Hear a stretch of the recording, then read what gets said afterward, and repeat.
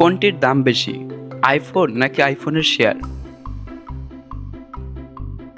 আপনি কি জানেন একটি আইফোনের দাম এবং অ্যাপেল কোম্পানির শেয়ারের দামের পার্থক্য কত হতে পারে? আপনাদের ধারণা হতে পারে আইফোনের শেয়ারের মূল্য একটি আইফোনের থেকে অতিমাত্রায় বেশি। কিভাবে এই কোম্পানি আজকের এই অবস্থানে পৌঁছেছে সেই সম্পর্কে আজকে আমরা এই প্রতিবেদনে জানব। প্রথমে আইফোনের দাম নিয়ে আলোচনা করি। 2025 সালের ফেব্রুয়ারি মাসে আইফোন 15-এর দাম প্রায় 1 লক্ষ টাকা।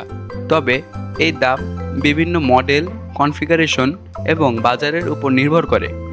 তবে এই আইফোনের দাম শুধুমাত্র এর প্রোডাক্টের দামের উপর নির্ভরশীল নয়, বরং নানা উপাদান এবং অ্যাপেল কোম্পানির ব্র্যান্ড ভ্যালুর উপরও প্রভাব পড়ে।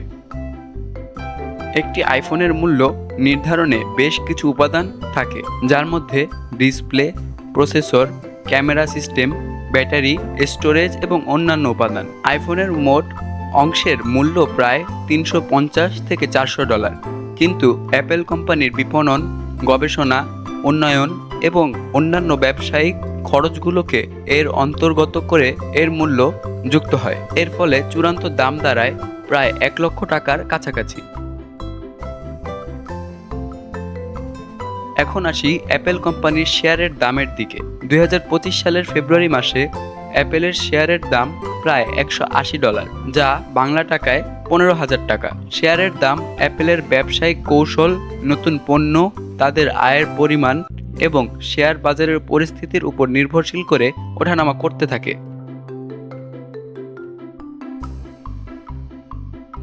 এখন আপনি যদি ভাবেন কেন অ্যাপেলের শেয়ার কেনার কথা ভাবি, তাহলে জানতে হবে যে অ্যাপেল শুধুমাত্র আইফোনই নয়, অন্যান্য প্রযুক্তি পণ্য যেমন ম্যাকবুক, আইপ্যাড, অ্যাপেল ওয়াচ এবং আরও অনেক পণ্য তৈরি করে। এই প্রযুক্তি পণ্যগুলো বিশ্বব্যাপী ব্যবহৃত হচ্ছে এবং অ্যাপেলের আয়ের প্রধান উৎস হয়ে উঠেছে।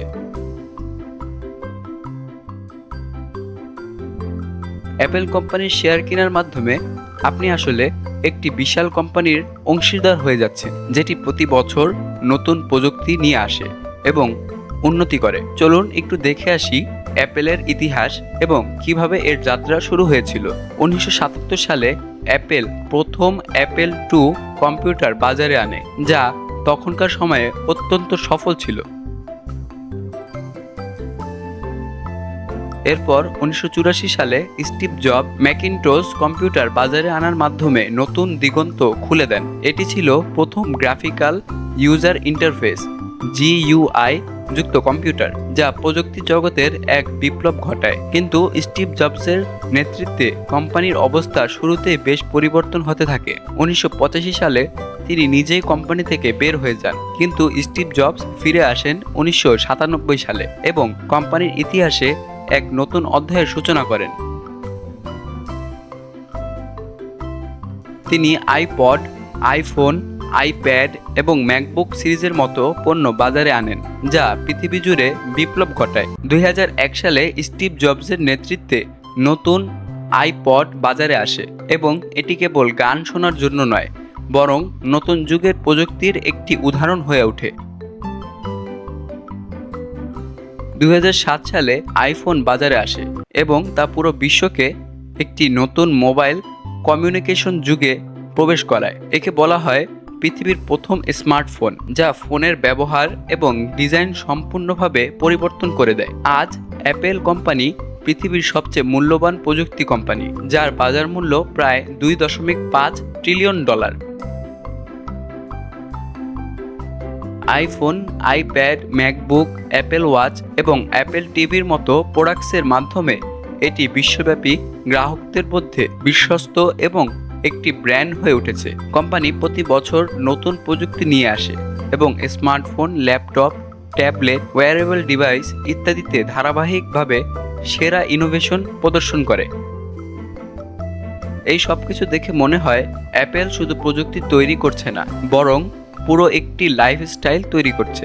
অ্যাপেল ব্যবহারকারীরা তাদের পণ্যে একটি এক্সক্লুসিভ অভিজ্ঞতা অনুভব করেন, যা অন্য কোনো কোম্পানি দিতে পারে না। তাহলে আপনি যদি ভাবেন যে একটি আইফোন এবং অ্যাপেল শেয়ার এর মধ্যে কোনটি আরও বেশি লাভজনক, তা জানার জন্য আপনি দুটোই দেখবেন। একটি আইফোন আপনার হাতে আসে এবং আপনি তাৎক্ষণিকভাবে তা ব্যবহার করতে পারেন, কিন্তু অ্যাপেল শেয়ার আপনাকে দীর্ঘমেয়াদী লাভ দিতে পারে। যদি কোম্পানি ভালো পারফর্ম করে, অ্যাপেল শুধুমাত্র একাধিক পণ্য তৈরি করে না, বরং এটি একটি প্রযুক্তিগত অগ্রগতি যার শেয়ার বাজারে দাম বাড়তে থাকে। যেহেতু অ্যাপেল একটি বিপ্লবী কোম্পানি, তাই শেয়ার কেনার মাধ্যমে আপনি শুধু একটি পণ্য কিনছেন না, বরং আপনি সেই কোম্পানির মালিকানার অংশীদার হচ্ছেন, যা ভবিষ্যতে অনেক বড় লাভ দিতে পারে।